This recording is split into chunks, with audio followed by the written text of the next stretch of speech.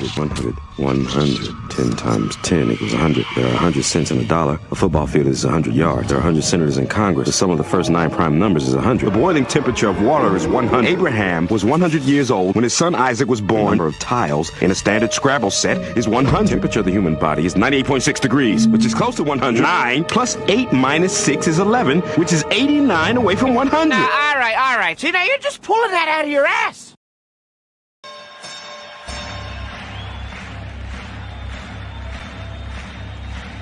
Ladies and gentlemen, welcome to the main event.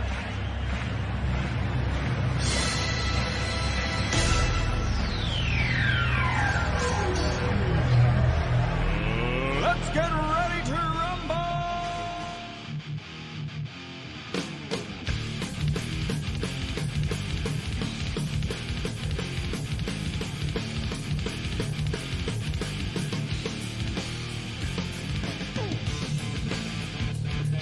What the hell are they doing now? I don't know. For the war, against the war, who cares? 100 episodes! I hate this town. I really, really do. And that's right, everybody. Welcome to episode 100 of the Best Seat in the House podcast. Dan, how you doing today, buddy? I'm doing good. Just a little bit getting through this cold weather. Pretty much testing out the layers for that big game we're attending on the 18th. It's getting close. Can you believe it's almost 20 days away? Yeah, we're getting close, man. But hey, you know, we've been talking about this 100th episode for a while now. We've been looking forward to it. It's somewhat of a milestone. You know, I guess it doesn't really make that big a difference, but it is a nice round number, 100 episodes. Yeah. We got it down pat, right? Yeah, it's just hard to believe 100 episodes we've done this thing since 2022, and we're already at 100 episodes. It's amazing. We've made it through 100 episodes, and of course several disappointments with our teams over the years, like we've gone through. So, but we made it, and somehow the entire world has gotten to see what sometimes some crazy fans are like. Really fun episodes that we've done, and a bunch of great guests that we've had on and everything.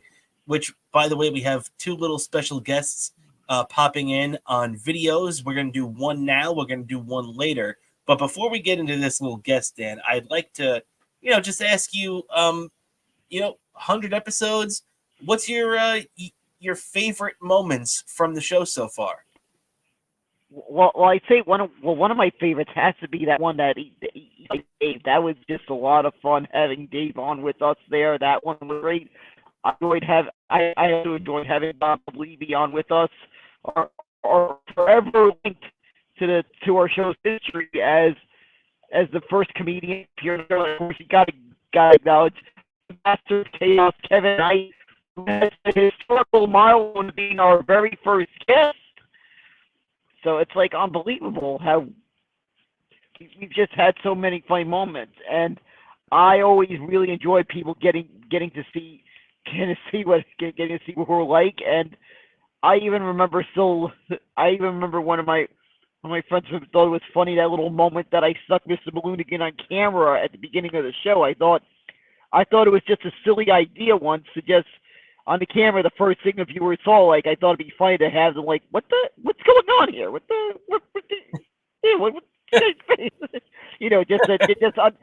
thought it'd be funny to have them. They would expect to see my face on my end. Like, I thought it'd be funny. Like, they would not expect to find the dog's face on the camera. Yeah, very true, man. Very true.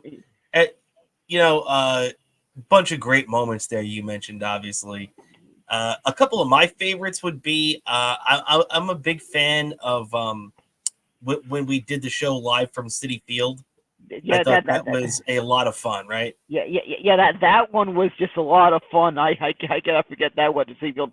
That was our first live show in person in the same room, in the same place. That's true. That was just a fun little milestone we had there. So that was a lot of fun. Our first show in the same place. That was pretty cool. That's true. And even having our buddy Jake Asman on from ESPN was pretty cool. And having I also actually really liked doing our Christmas episode this year. I thought that came off pretty well too. That was another one where me and you were actually in the same room for that one. Yeah, that was a lot of fun too. That Christmas episode was definitely a lot of fun. Another fun one I remember that I think I felt like I just had a lot of fun with is that we filmed that it was like the day before Stevie Lou was like heading on vacation the next day, but we filmed the show the day before he left to go on vacation. Right, I was visiting him, so I felt on my end I was filming it from his place. I thought it'd be funny to use this prop money to make it look like, oh, Stevie's not around, I'm taking I just stole his money. Yeah, that was another good one. Yeah. Which, by the way, no, I did not. For those who are asking, no, I did not steal money from Stevie Lou. That was actually movie grade prop money. Like it was pretty much the same.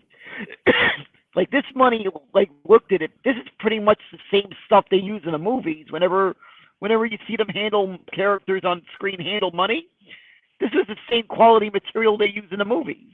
Pretty much, I was handling. Very cool, man. And Dan, without further ado, I think I would like to get this first message in. This one we're going to start off with, Dan, is well wishes from a person from your O&A past. I mentioned that to you when I texted you that earlier today, and this is a guy that you've been on the Opie and Anthony show with many times. This is a guy who anybody who listened to the show for an extended period of time definitely knows this gentleman. He's still around today. He's still doing his show at SiriusXM today. The great Dr. Steve. Hey, Bobo. It's your old pal, Dr. Steve from Weird Medicine. Congrats on your 100th episode of Best Seat in the House podcast with your partner, who I only know by Piazza 31 MV. So I stupidly forgot to give him my name, but there we go. I'm sure that's not their real name. Anyway, one of my favorite memories of Bobo, well, two of them. Obviously, the Patrice game, and it was just Patrice's reaction to Daniel being told different stories, and it had different reaction in his body, blood flow going to different parts of his body, depending on whether they were talking about the Mets or some hot girl. So that was brilliant. But honestly, hanging out with Bobo at SiriusXM, he schooled me on the history of the 5 boroughs. He had encyclopedic knowledge about the history of New York City, the boroughs themselves, the sports teams. I was very impressed.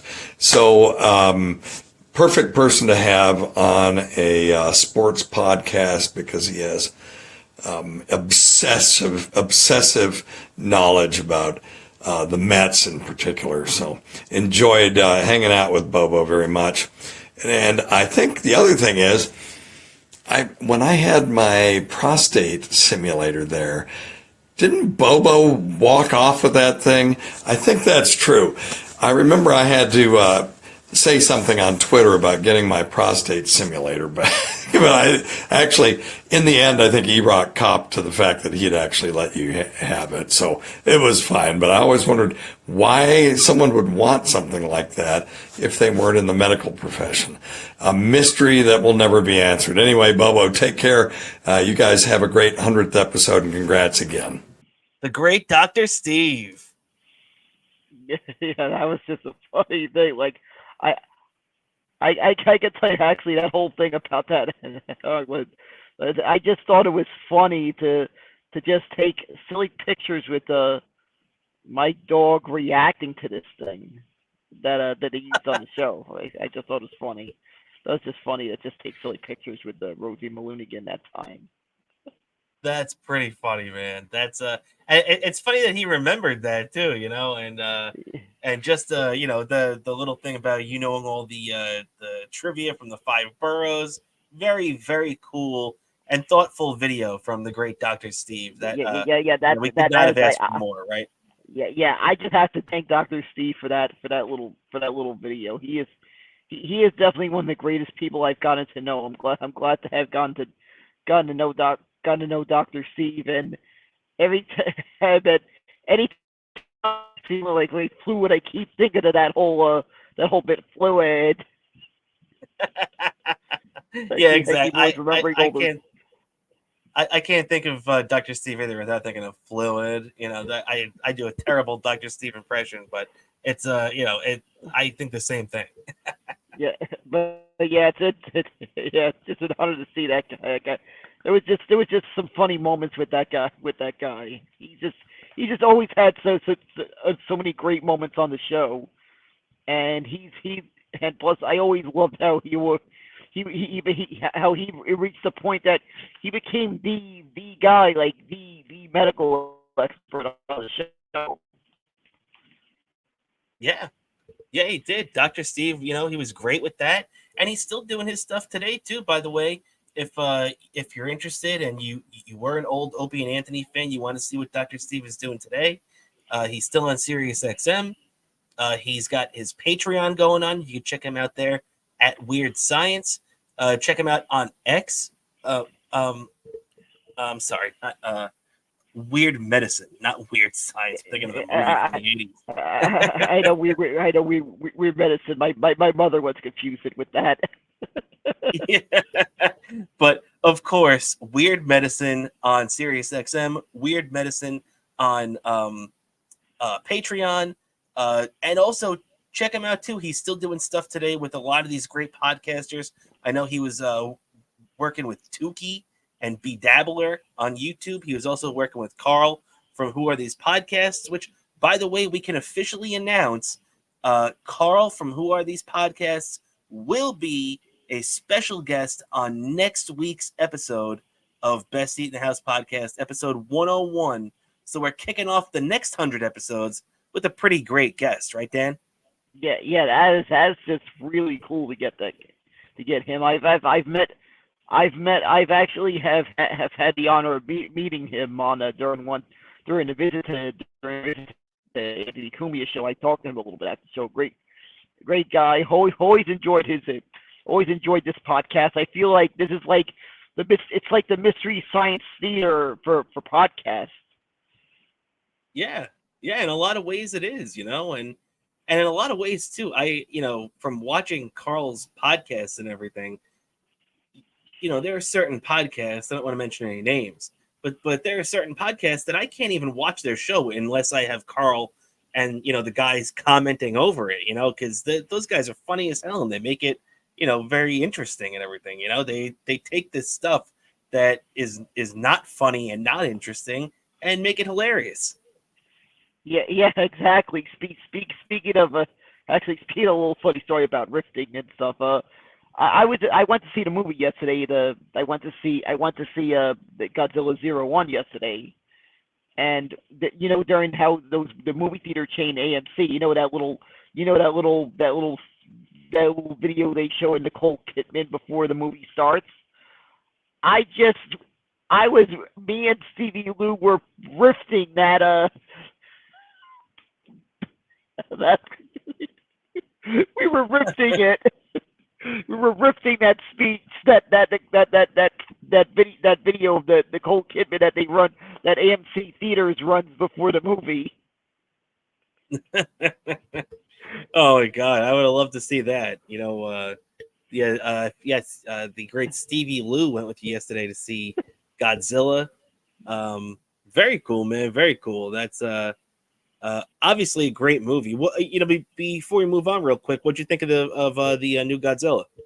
I thought it was great. It was like I thought it was a really great direction they went with a movie that coincided with the 70th anniversary of Godzilla, and they just did a great job doing sort of, I guess you could say, sort of a retelling of the original Godzilla movie. It was just an interesting way that they placed the Godzilla movie in that little setting, in that story, in that setting, since in a way the Godzilla movies was kind of influenced by the aftermath of World War II. So it was kind of an interesting setting that they chose to post-war Japan, the way they told the story, and the black and white just gave the movie a unique look to it. And I like how they even used the music from the original Godzilla movie. Yeah, I agree. It was a phenomenal movie. I did not get to see the black and white version. I saw it in color when it first came out in November or right around there. And I definitely would like to see the black and white version, because that's got a whole different feel to it. Yeah, exactly. And speaking of, for one thing, I hope when they release that movie on Blu-ray, they release it with both the color and black and white in maybe a two disc Blu-ray with the color and the black and white version of the film. I would buy that. I would pre-order that at Walmart the moment it went on sale. I would make sure to get a copy of that if they sold a movie like that. Also, I have to admit, black and white photos seem to have this unique. I don't know. I feel like there's certain details on black and white photos that kind of get emphasized. I can't describe it how some of these photos look in black and white. If you look at if you looked at some photos, even when I've used black and white filters on some photos I've taken on my phone, they just have a weird look to it.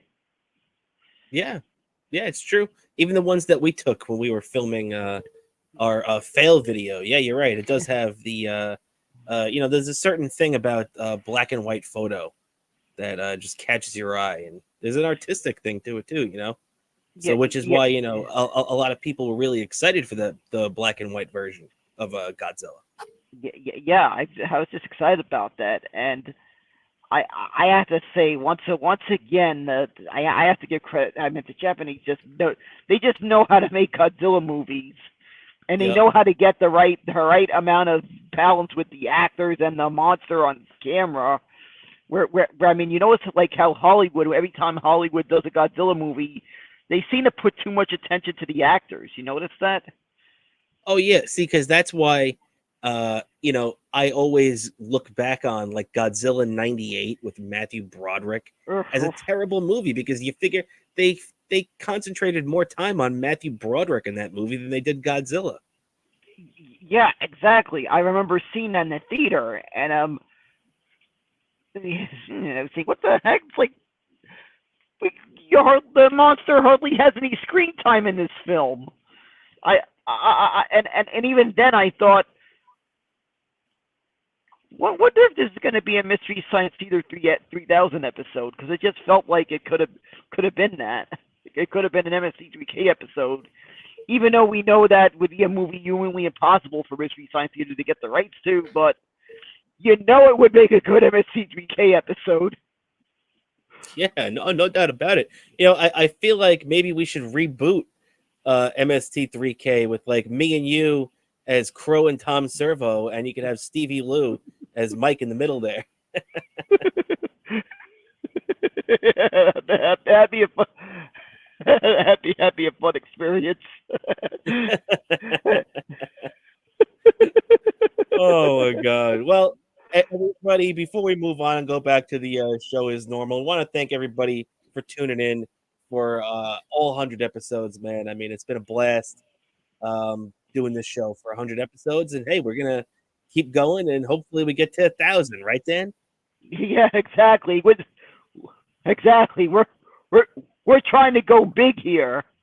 Yeah, hell yeah, you got that right, man. And so all right, let's get into some of the big news of the day, as there have been a lot of stuff breaking over the last couple of days. But let's just start off with some football. Obviously, we got the Super Bowl matchup set, Kansas City and the 49ers. But to be honest, we have plenty of time to get in that and break that down. As a matter of fact, we're going to be doing some Super Bowl talk next week when Carl's on the show. And we're most likely going to be doing a Super Bowl bonus show that weekend, probably that Saturday before the Super Bowl. How does that sound, Dan? Do you think it's a good idea? Yeah, that sounds like a wonderful idea, I have to say. All right, perfect. Yeah, definitely. So then we'll do a special bonus show. Maybe we'll put it out on Patreon first or something like that for our subscribers, and then have it come out maybe the next day on YouTube. But yeah, definitely keep your eye out for that. We'll be doing that. But, let's just start with some of this Jets talk. So there has been reports going out there now. The Athletic put out a big report earlier this week. I think it came out on Monday or Tuesday, talking about major dysfunction within the New York Jets coaching staff. And a lot of this culminated today when their assistant GM, Rex Hogan, who, if you're not familiar with his name, this guy's been around the Jets organization a lot for the last 20 years. And he was really general manager Joe Douglas's right-hand man. As a matter of fact, I just heard an interview with Jets beat reporter Rich Cimini from a week ago saying how, and the interviewer asked what Rex Hogan's job security was like. And Rich Cimini responded, well, his job security should be fine because he's, really close with Joe Douglas and he's his right-hand man. Well, a week later, the Jets and Rex Hogan have reportedly parted ways. Now, that's just the small side of this big story, because everything that's coming out now, I mean, you had Robert Saleh apparently is a very, very, I don't even know the word to use. Apparently, this is a guy who just compares himself to everything, where in the worst way possible. You see I'm sorry, I'm rambling here right now, but it's a very weird situation. So what they're saying is, after Aaron Rodgers got hurt, Robert Saleh took offense to some of the reports going around criticizing him, criticizing his coaching staff, and he went around and took a look at head coaches' numbers. For instance, Tom Brady's number. Bill Belichick's numbers without Tom Brady, Mike McCarthy's numbers without Aaron Rodgers. All the big quarterback pairings you can think of over the last decade plus or so. And he came up with this thing in his head that it's not him. What else is he supposed to do? He lost his quarterback. But Dan, all you have to do is look around the league this year to see teams that didn't flounder when their quarterback got hurt. You know what I mean? I mean, look at the Cleveland Browns. The Cleveland Browns had 5 quarterbacks this year, including one that played for the Jets last year, Joe Flacco, and made the playoffs.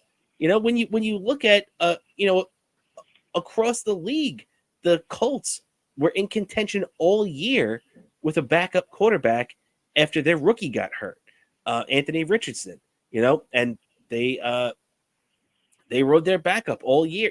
And you can go down example after example of backups, including a guy that nobody wanted last year in Baker Mayfield stepping up and leading his team to the playoffs this year. So I don't want to hear that just because your starting quarterback gets hurt, that means your season's over. And this is what Robert Saleh, one game into the season last year, was talking about. What the heck? I don't get it. He should have, for one thing, the GM screwed up and the quarterback's dead. The other, you need to do a better job of getting the team to step up and are rising to the occasion. Yeah, no doubt about it. Man, Dan, you're right, because the guy right now, his record is 18-33. That's why I wrote down on there, he said all gas, no brakes. That was his big thing when he got signed by the Jets. all gas, no brakes. Well, right now it seems like no gas, all excuses, because everything Robert Saleh, everything that's coming out of every person's mouth that has anything to do with the hierarchy of the New York Jets has been an excuse. I dislike the culture they have there right now from a coaching perspective.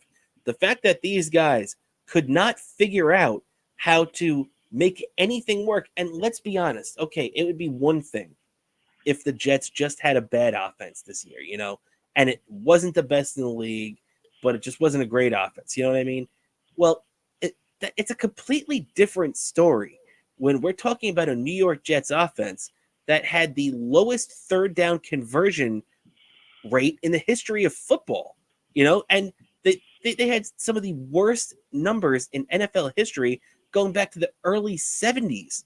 I mean, this is a historically bad team. And as much as people want to crap all over Nathaniel Hackett, and sure, he's part of the equation, the guy who it falls on more than anybody, in my opinion, is Robert Saleh, because he's the same guy that was there in 21, the same guy that was there in 22, and the same guy that was there in 23. And guess what's the one thing that was the consistent all 3 of those years, Dan? The offense sucked. And that it just surprised me how this current offensive coordinator was not fired, should have been fired. That just baffled me when I was surprised he wasn't fired. I literally predicted, he's going to be fired. Wasn't.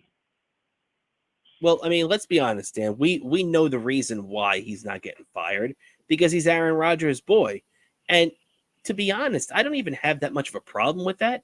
But I feel like you can't keep him as the offensive coordinator. You could keep him on the staff. You could move him around, maybe make him the offensive assistant, the assistant head coach. If you have to keep him because he's Rodgers' boy, I get it. But man, after a performance like that, last year from Nathaniel Hackett and the head coach Robert Saleh, the other thing too that pissed me off was that the thing that really annoyed me was coming into this season, everybody was talking about how it's playoff season for the Jets. Playoffs are bust. A lot of people were saying Super Bowl or bust. But Aaron Rodgers goes down, and of course that's going to change your expectations. But that changed the Jets' expectations to, and this is what it said in the story. One of the sources confirmed that the Jets' expectations right there after week 1 at 1-0 went from Super Bowl to 7 wins. And then in the story, they try to spin it like, oh, well, the Jets hit their goal of 7 wins this year. That wasn't their goal. They were 1-0. They were 4-3 after they beat the Giants. They had a legitimate chance to at 4-3, 7 weeks after Aaron Rodgers got hurt, they had a legitimate chance to be a playoff team, and they just blew it because the coaching staff stunk and the general manager and the front office did jack shit to back them up. Yeah, exactly. It was just complete. It was complete disaster. The general manager, the coach, they did nothing to back up the depth on this team, and it just bit them in the ass the whole season. Yeah, they flushed the whole year right down the toilet, and it's a shame, man. It's a real shame that they allowed that to happen. As a fan, you only get so many of these, and as a player, you get even less. That's why, I feel bad for guys in the Jets like Sauce Gardner and Garrett Wilson. Garrett Wilson looked so defeated at the end of this season, where they were talking to him, and he even said, worst season of my life, man. And it's not because of the way he played. Garrett Wilson had a phenomenal year for, a kid who had to deal with a bunch of garbage quarterback play this year again. So, let's just hope the Jets can figure this out. But Dan, I wanted to run this by you too, because I think we might have touched on this a few weeks ago, but I did want to reiterate it after all this stuff came out now. Robert Saleh, in my opinion, has been given one of the biggest passes in the history of New York sports. And what I mean by that is, this would be like if, when the Mets hired Art Howe. If Art Howe had 3 or 4 straight years where he didn't even win 70 games, and the Mets went out there and brought him back and could you imagine if Art Howe was still the manager by the time the 2016 rolled around? Like it's ridiculous. It just annoys me that this guy has been given such a pass. When you compare it to guys like like Ben McAdoo, right? The former Giant head coach. That's a guy who was given way less of a pass than Saleh, and he made the playoffs. Sure, they bottomed out and had a crappy second season that all fell apart, but this guy had a playoff berth under his belt, a 10-win season. Robert Saleh's never even done anything close to that. 18-33 speaks for itself. And I can't think of a coach in the history of New York sports that has been less scrutinized and won less than Robert Saleh. Can you? I can't think of anybody. No, I can't think of anyone. This may be one of the worst head coaches in the history of New York sports we're looking at. Yeah. I mean, in a lot of ways. And I also want to not kill the guy, that much. Although I know I just said maybe he's one of the worst coaches in the history of New York sports. But what I mean by that is, like, the guy, he seems like to escape criticism. And sure, there are fans that have been on his ass like me, and a lot of people I hear calling into a lot of these shows and everything. But, man, I mean, it seems like the media, who is hard on everybody, just doesn't really want to criticize Robert Saleh that much. And the worst part about that is that it seems any little bit of criticism that gets back to Robert Saleh, he can't even handle. So, the other thing that scares me, Dan, is that this guy's been in New York for 3 years already, and we don't even know if he can handle New York yet. Yeah, by the looks of it, doesn't it look like he could handle it? Yeah. I mean, it's unfortunate. I hope a year from now, I'm eating my words, and Robert Saleh just led a 13-4 Jets team to, a championship game or something like that. I really, really hope that from the bottom of my heart, because I'm a Jets fan, and I don't care if I'm right or not. I just want to enjoy watching the Jets win. But, man, I got to tell you, I don't know if Saleh's the guy. Unfortunately, he seems like a nice guy too. He's buddies with Joe Beningo. He does and says all the right things, but I don't know. Something just doesn't seem right there. All right, so we got a few things left to get to. Obviously, we got the Rangers at the going into the All Star break now. The red hot New York Knicks. We're going to get into that in just a couple of minutes. But before we get into that, I want to touch on a couple of things with the New York Mets. Obviously, me and you are both big Mets fans, and we got a couple of topics that I did want to discuss. The Mets swung and missed on another free agent that I was not too thrilled about. And, we could talk about that in a minute. But we did have the second special guest that me and you discussed earlier. And this special guest is a current New York Met player. This guy's been on the Mets for, I think he came over in 2021 was his first year here. So he's been a Met for a couple of years. He's dealt with a little bit of injuries, but I'm a big fan of this guy's stuff. And I'm a big fan of this guy for doing us a favor and dropping us a line here on our 100th episode. So welcome to Best Seat in the House podcast, the great Joey Lucchesi. Hey, what's up, Rob and Bobo? This is Joey Lucchesi, New York Mets pitcher, number 47. Just want to say, hey, what's up, and hope you guys are doing well. I hear you guys are going to have your 100th episode of your podcast. I wouldn't mind joining it, or just sending you a message or whatever you guys are comfortable with. Yeah. I heard you guys are diehard Mets fans. I appreciate the support. I know it's not the kind of year you wanted last year, but hopefully it's better this year, you know? Just got to keep the faith, and I'm obviously going to try my best and have a great 2024, brand new season, so hope you have a great one, guys. There we go. The great Joey Lucchesi sending us some well wishes there. Dan, what do you think about Joey Fuego? That is, I just can't believe that the first time we've gotten a baseball player to acknowledge us. That's That's a good point on the show. That's just freaking neat. I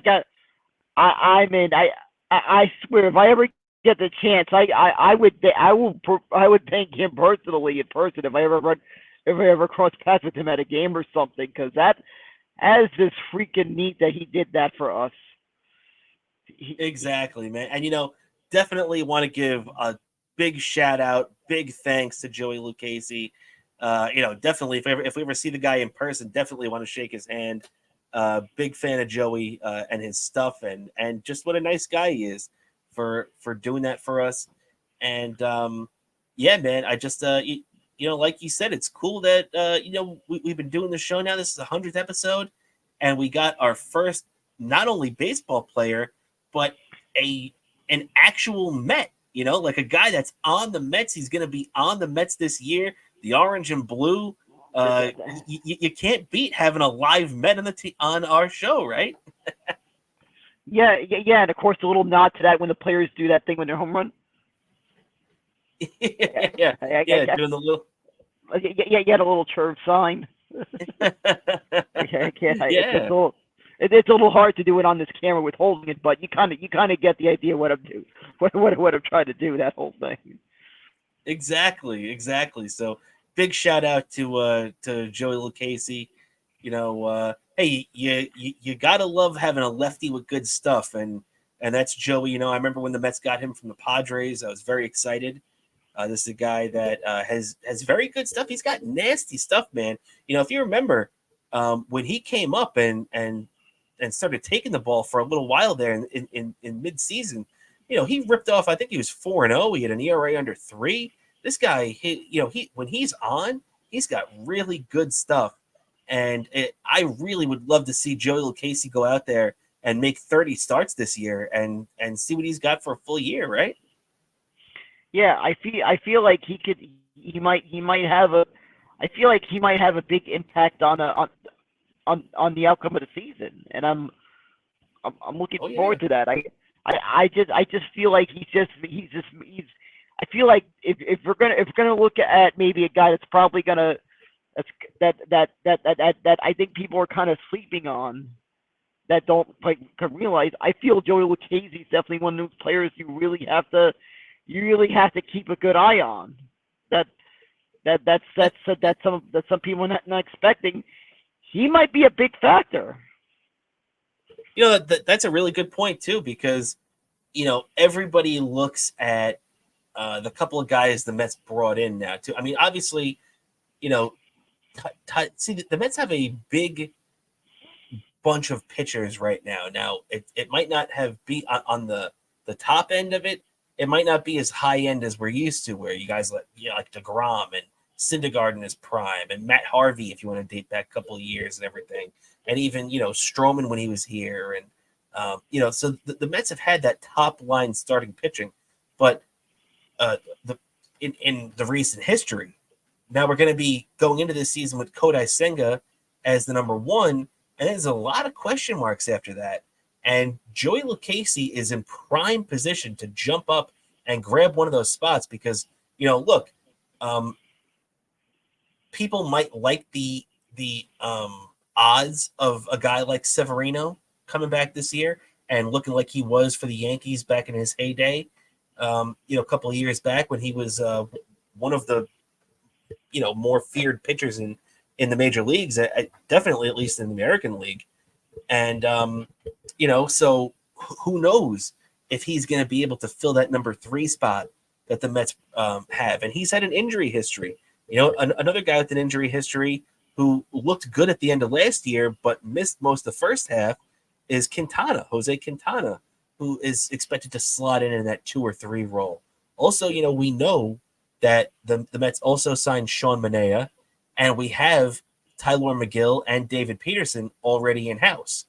So Joey Lucchesi, while the field may look very crowded, things can happen quick, man. One trade, one injury, one guy not performing, and Joey Lucchesi is stepping right into that role. Yeah. I just feel like he might. I feel like he's gonna play a big factor in the season, and I'm just sitting here watching it. I'm not trying to hold too much high expectations, and whatever we get, if somehow knowing our luck, I guess I feel like these years we've had the low expectations for teams I'm a fan of. All of a sudden, they turns out to be something huge. Yeah, you're right, man. You're very right. So, keep your eyes peeled for Joe Lucchesi, because I'm sure he's going to make some noise this year. Seems like he's fully healthy and ready to rock. And, once again, thank you, Joey, for being our first Met ever on the show. Right, Dan? Yep, exactly. He is going to forever live in infamy as the first Mets player we've had on the show. Actually, the first athlete we've had on our show. Period. He's made that history too, and technically, we could say the great Kevin Knight. I know what you mean, but Kevin Knight, let's give him the respect. He's a champion. Oh yeah, that's true. We do got to give Kevin Knight. He's our first athlete we've had on the show. But yeah, Joey Lucchesi is our first Met and our first MLB guests we've had on our show. So very true. I feel like already show 100, we've made history. We said we've reached the milestones. We've just reached that milestone on our show today. Exactly, man. We've got one of our the first time that, aside from you, we've had an Opie and Anthony in studio guest on the show in the great Dr. Steve, and also the first time we've had a Major League Baseball player, a real live New York Met on the team. So already a historic episode, right? Yep, exactly. And there's only one way to go but up. Exactly, man. You got that right. And unfortunately for the Mets, after that little pitching staff discussion, we're going to have to discuss something that did annoy me that the Mets did. And right now, I just don't understand, man. The Mets are letting there have been a lot of these free agents. We saw Jock Peterson go and sign with Arizona. Now, Justin Turner is going to the Toronto Blue Jays on a $13 million deal. The Mets gave Harrison Bader $10 million, and Justin Turner would have been a much better investment for 13, if you ask me. I don't want to take a shot at Harrison Bader because he's a good defensive center fielder, but the Mets definitely need another bat out there. And I see Peterson off the board now. Turner's off the board. I would love to see the Mets get a guy like Soler, but I just don't see it happening now. Yeah, I would have loved to have seen the Justin Turner come back. I met the guy. I met the guy once at a game. He was super nice, and plus I even heard stories of how a group of Met fans went to during an away game. He hung out at the bar and he drank with a couple of Met fans after the game. He just feels like someone who would be hanging. He hung out with the bar with everyone in Woodside. He just got that vibe. Oh yeah, I've heard nothing but good things about Justin Turner as a guy and as a teammate for the guys that he works with and everything like that. So I heard he's a great clubhouse guy. I would have loved to see him come back here. It would have been a full circle moment. I remember being upset when the Mets got rid of him 10 years ago. Always felt like there was a 300 hitter hiding in Justin Turner somewhere. And of course, it didn't come out until the Mets got rid of him. But would have been nice to see him come back. Unfortunately, not in the cards, right? Yeah, unfortunately, I just feel like there's just some players that I just feel like the Mets they weren't patient enough, and I even see there's some players on this year's team that I feel like the Mets need to really be patient on, that I feel have the ability to pull off some really big things for this team. Yeah. Well, I mean, man, look at across the Major League playoffs last year. When you look at all those rosters, they were littered with ex-Mets. So it really makes you question the Mets' talent evaluation over the last however many years. So, I guess unfortunately we have to just keep our fingers crossed and hope that David Stearns is the right guy. Although right now I kind of feel like he's going to be the Mets' Chaim Bloom from up in Boston, where he just got fired unceremoniously. So I hope I'm wrong about that. I want David Stearns to be the savior. I just don't have the faith right now. This has not been an A+ offseason by any stretch. But with that, Dan, let's keep it rolling along here right now. Because there really isn't any that much baseball news going on. We're getting ready for spring training. The Mets and the Yankees will be reporting in another week or two. So baseball talk is really going to ramp up over the next couple of weeks, especially after the Super Bowl is in the rearview mirror. But another thing that we're going to be getting into right now is a little hockey, Dan. We're going to start off with the Rangers, and we'll wrap up with the New York Knicks. But unfortunately, Philip Hedl injured in his return to practice. Now the Rangers have already confirmed he is out for the season. Looks like it's got to be some kind of head injury, maybe a concussion he's dealing with. But he was down on the ice for a good 5 or 6 minutes, they said, and then had to be helped off. And not a good sign for Philip Hedl. And man, I just got to say, like when you look at the kid line that we were so enamored with a couple of years ago, with Capo Caco and Lafreniere and Philip Hedl, man, I mean, right now Lafreniere is the only kind of guy hanging on, and and I was looking at Lafreniere's numbers. He's having a decent year, but he's also a -10, and unfortunately, it looks like all three of these guys are just Hedl with the big injury, and Caco has not been the guy that we thought he was going to be. Lafreniere, it's looking like a lot of these guys are turning out to be busts for us, Dan.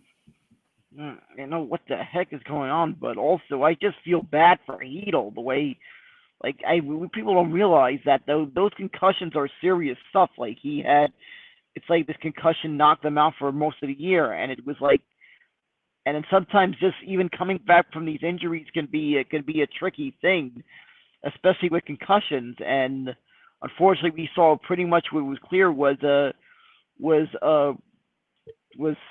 sort of a residual effects of that concussion. And I can only hope that I hope for this guy to come back, but it's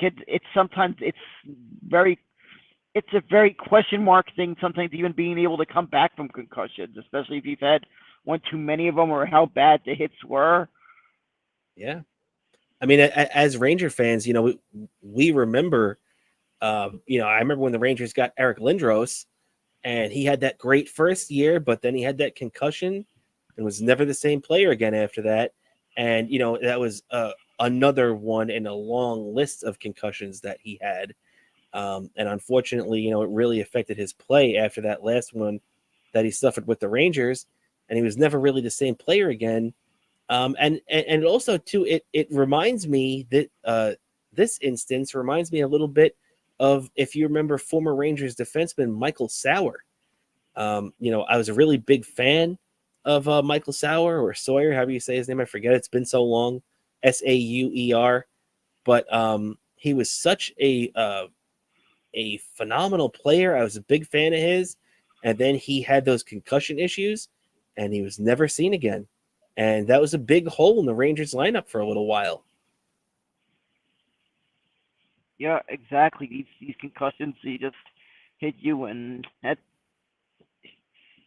just unfortunate how it happens. And it's just not even that their player's career, but the rest of their life, what they have to deal with sometimes these concussions. Sometimes we've seen concussions could affect these players for the rest of their life. We see it happen with a lot of NFL players, what they deal with. Oh yeah, the concussions, the CTE. Yeah, and it's just unfortunate sometimes how the NFL sometimes has a lack of pension for these players. And you think the NFL would be at the forefront of player pension with how much hits they take. It's true. It's true. And you'd think the NFL would be right. The NHL would be right there with him because, aside from football, hockey is probably the second most physical game. And, these guys put a lot of damage on their bodies. And, they definitely deserve to be taken care of for playing such a rough game. No doubt about it, man. And, so unfortunately, the Rangers are going to be without Hedl for the rest of the year. Hopefully, he comes back okay next year. I think it was a smart thing, too, to just shut him down for the rest of the year and not mess around. You don't want to take any risk with a young player like that. And just to look at the last game the Rangers played, too. I mean, me and you were texting during this game, and this was not starting off too good, man. They were down 2-0. I would say right now, while the Rangers were down 2-0, that's as bad as Rangers fans have felt since things started to turn around 2 or 3 years ago under Gerard Gallant in that first year when the Rangers really started to take off again. That everybody was really, really down, being down 2-0 in Ottawa. It looked like this team was going to struggle offensively again and not be able to pull itself together. But, man, in like a heartbeat, the next thing you knew, the Rangers were up 3-2. And then it was 4-2, 5-2, 6-2, 7-2. So a fantastic way to go out on a high note before the All Star break, right? Yeah, I just have to credit that. It looks like they were finally understanding that they can't have too many possessions in the offensive zone, in the opponent's offensive zone like that. Yeah. And the one thing too that we have seen the Rangers do is win a lot of faceoffs this year too. So they've been one of the best faceoffs teams in the league, and I think that's a big contributing factor to why the Rangers have been so good this year, especially when they've been able to maintain the offensive zone presence. Because when you keep it in the zone like that, you keep that pressure up, and you have as talented forwards as the Rangers do, you're going to cash in more times than not. And the Rangers right now, their next game won't be until February 5th against Colorado at the Garden. The Rangers are going to be playing at the Garden a lot this month. They had a lot of road games the last month or two, so they're going to be catching up on home games this month. And really, they're not even leaving, except for, I believe, a game in Columbus in a week or two. That's the only time the Rangers will even leave the Eastern time zone this year. So, actually, I believe Ohio is in the Eastern time zone. I've been to Ohio once. I've been there too, but isn't the state like half and half? I think. Yeah, I just remember.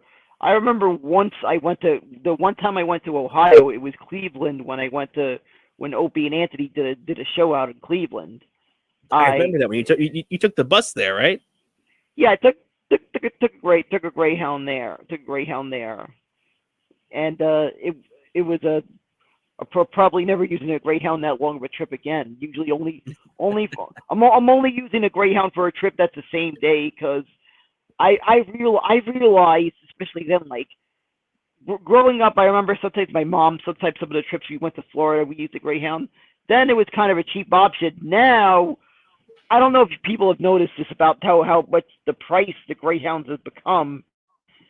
I feel like it's more of just an option if you're afraid of flying and you're traveling within the country. Yeah, I can see that. It's just what I feel like, and there's just some other aspects that Greyhounds become become downhill of a product that I feel like if I'm going a trip that takes a certain amount of distance, I might as well fly, unless I'm taking a trip like just something like I'm going someplace upstate New York, or let's say I'm going to like Boston or Philly, someplace in the Northeast that's like a short range, long distance but a short range trip. You get what I'm saying? You get what kind of trips I'm talking about that I would use. Use the Greyhound. That would make sense. But there's some other places that, but most places aside from maybe when you're traveling aside from when you're traveling in the Northeast, I feel like pretty much works better if I'm flying. That was the only time I went to Ohio. I've been to Ohio so far in my lifetime was when the ONA did a broadcast out in Cleveland, and it was in the Eastern Standard Time Zone.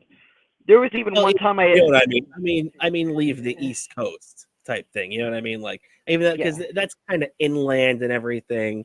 That's past Pennsylvania and everything. So I mean, pretty much just flying out of this eastern, this eastern seaboard, whatever you want to say. But I know what you mean though. But you get what I'm saying. Where the Rangers this month really don't have to travel that much, and they better make the most of it because aside from that Columbus game, I think the only other road game they have is in New Jersey, and obviously they don't got to travel that long for that. So let's get back on the right track this month because let's not forget as good as the Rangers started off. They're 4-5-1 in their last 10 games. And if you want to go back even further than that, they're 13-12-1 over their last 26 games. So it's time to kick it back into gear. Yeah, exactly. I just feel they were kind of banged up a little bit. Hopefully this was just kind of the low point. I feel like every team that's like won it all or something has had that low point of the year. Hopefully they've gotten that low point out of the way, and now we can just go back and just kick it in gear the moment we come flying out of the start of the second half, which is gonna be a lot of fun. And also, like I said, we mentioned that outdoor game we're attending. They unveiled the jerseys, and I kind of think they did an okay job with it. I like how they did it. The job they did with the jersey for the outdoor game. For the Rangers, because in my opinion, the Islanders jerseys are terrible. What are they thinking with that?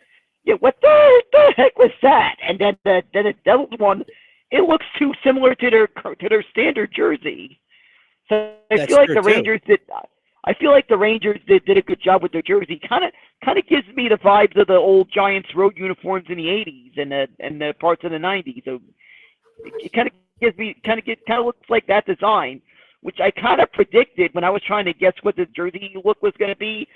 I probably, if I would have been an owner of the Rangers, I probably would have tried to go with the design that looked like that, because since the game's in the Meadowlands where the Giants play, I feel, and the Giants and the Rangers have similar color scheme. I feel like it kind of fit a perfect design based on their road uniforms of that time. Yeah, it and looks kind of. Just in case you guys are wondering, here is the jerseys we're talking about real quick. I think those Islander jerseys are really ugly, and the Rangers jerseys are okay. Like you said, I think they kind of are harkening back to that 80s, 90s Giants look, which I don't mind either. Yeah, but I not actually like a that fan look. of the Isles. I just wish those jerseys weren't super expensive. Yeah, that's true. That's true too.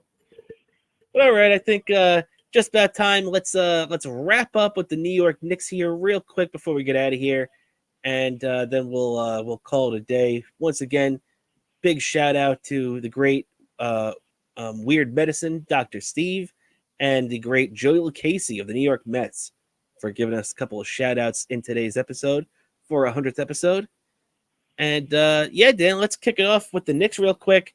The Knicks right now, 31-17. They're really pulling away from that 500 number right there. They continue to roll 8 straight wins, 118, 103 over Utah last night.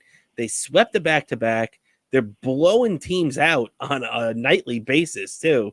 You know, they won 113-92 over the Hornets the other night. They blew out the defending champion Nuggets last week. I think the score was like 122-84. So they are just mowing teams down right now. And, you know, let's not forget, Dan, we're also dealing with a New York Knicks team that is a little banged up right now. Julius Randle isn't playing. He injured his shoulder, which a good thing for us is that they said that this is going to be an injury that is going to be weeks, not months, which, hey, when I first saw it, I was worried we were going to lose him. You know, we were going to lose him for the whole year. So that's good news that he will be back relatively soon. But, you know, they've been playing without Mitchell Robinson the last couple of weeks. Him being down has affected the team. And also, OG didn't even play in yesterday's game. To be honest, I looked it up. I didn't see if he was injured. I believe it was more of a maintenance day. But, I mean, hey, you know, this is a Knicks team right now that even hampered with a few big injuries, they're getting production out of everybody up and down this lineup. I mean, when you look at Jalen Brunson and Dante DiVincenzo yesterday carrying the load, I mean, what an awesome, you know, way for the bench to respond, right? Yeah, I just have to say I feel like this is the first time I've had we've seen like a Knicks team I could be this excited about in ages. Like, holy shit! The Thibodeau's gotten this team seems to get the most out of everyone in this team, and I don't want to jump the gun, but it's going to be something pretty special this year. I'm looking at. I've haven't felt like this since the '90s with the Knicks. Yeah, I agree, man. I feel like this is probably the best team the Knicks have had, at least on paper, since that 2012-2013 Knicks team led by Carmelo Anthony that won 54 games. Now, the Knicks have had a couple of teams since then that have had, you know, good runs. I know in the shortened season, they won 40-plus with Thibodeau as the head coach.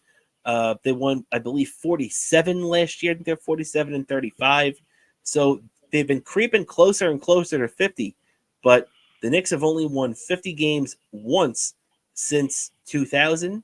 And that was in 2012-2013. And right now, the Knicks, Dan, what would you say right now? I think this Knicks team is, if I had to guess right now, I'm going to say they're going to win 50. What do you think? Yeah, I just feel it too. This is a 50-win team. I just feel like this feels like a team that's going to be, dare I say it, championship contenders. That's what we're looking at, and it's been a long time since I've been able to say that about the Knicks, and it's looking like that. There's just something about this team that just looks like that, and yeah, I can't wait. This is going to be probably the furthest into the playoffs that I'm watching playoff basketball, because it's been a number of years where maybe it's been inconsistent with ever since the '90s, where we had the Knicks in the playoffs almost every year, and you had these deep playoff runs. Last couple of years, we've just had these runs that maybe we've had years where we've not made the playoffs consecutive years, and the times we've made it, we've had these quick exits. This is the first time I really feel like the Knicks team is going to be a very deep playoff run.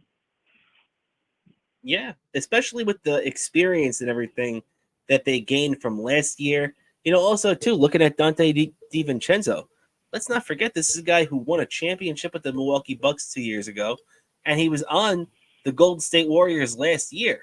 So this is a guy that's been around champions. He is a champion himself, and he conducts himself that way. He plays great defense, and last night was crazy, man. That guy, Dante DiVincenzo, was 9 for 15 from 3-point. That's exactly the type of sniper the Knicks really need, and he stepped right into that role perfectly. And yeah, you really can't ask for much more than that. And I agree with what you're saying, Dan. I think you know, this is a Knicks team that you can expect to sit back, get the popcorn ready, and wait for a long playoff run. Yeah, exactly. I expect this one to be a long and very intense playoff run in my household. Like, I'm gonna need to. It's gonna be a. I don't know. It's gonna. So someone's gonna have to. They're gonna have to have medical standby or something with this Knicks team. Like, because that's what it feels like watching. Gonna feel like for the first time in a while. Only thing missing from those great runs of the '90s is those that old NBA that old bumper music they used to use during NBA broadcasts back then. That's true. That's true, man. So, yeah, I think, definitely excited for everything we have coming down the pike now. And yeah, man, I think that's just about going to do it for us today. Pretty great 100th episode, wouldn't you say? I think we did a pretty good job on this one. Yeah, we just did an amazing I just had an amazing 100th episode, and I could tell you, I've even over the years of our show, I just feel like I've looked through history when I'm seeing old interviews and old Met stuff, and you know the crazy part? I have a feeling if we were around during the time Casey Stengel was alive, I just have a crazy feeling Casey Stengel would have gone on our show. The old professor. I would have loved that. I would have loved having Casey on. He was a hell of a baseball mind, man. Hell of a baseball mind. And yeah, so Dan, I think that's just about going to do it for us today. Before we get out of here, do you have anything you'd like to plug for yourself? Sure, I got my Twitter account, Bobo103NYC. You can follow me there. You got Instagram, Bobo718DK. You got my YouTube, Daniel. It's one word, Daniel Curl, and there's going to be some more stuff uploaded there in the coming weeks. And I just can't wait to see it. Speaking of that, I don't know if you noticed. It's a little funny thing in one of the videos on my YouTube. I'm sure you saw that video of us on our trek to New Jersey to see Dave. I just realized when I'm watching this on the TV, I hooked up the HDMI to show this to my mom. She noticed a pigeon flying by in the background in Woodside Station. It was just a New York pigeon that just flew right by, almost close to the camera in the background. I don't know if that was planned or not, but it felt like it was planned. Well, the pigeon made a cameo appearance in that video, just like we had a couple of cameo appearances today. Once again, shout out to the great Weird Medicine, the always awesome Dr. Steve for coming on today, and of course the New York Mets starting pitcher Joey Lucchesi. Two great guys to give us a little boost on our 100th episode and some well wishes. We appreciate both those guys taking the time out of their schedule to do that for us. And I think that's just about going to do it for us today. So, as always, if you want, don't forget to subscribe and like our YouTube page. Don't forget, we're also on Rumble, Best Seat in the House Podcast, and also on Patreon, Best Seat in the House Podcast on Patreon. So you know where to find us. All of our social media is on the bottom. Check that out. And that's going to do it for us today. So for the 100th episode, we appreciate everybody tuning in and all your support. Thanks again, everybody. As always, for my co-host, Daniel Bobo Curlin, I'm Rob Kramer, and we'll catch you next week with episode 101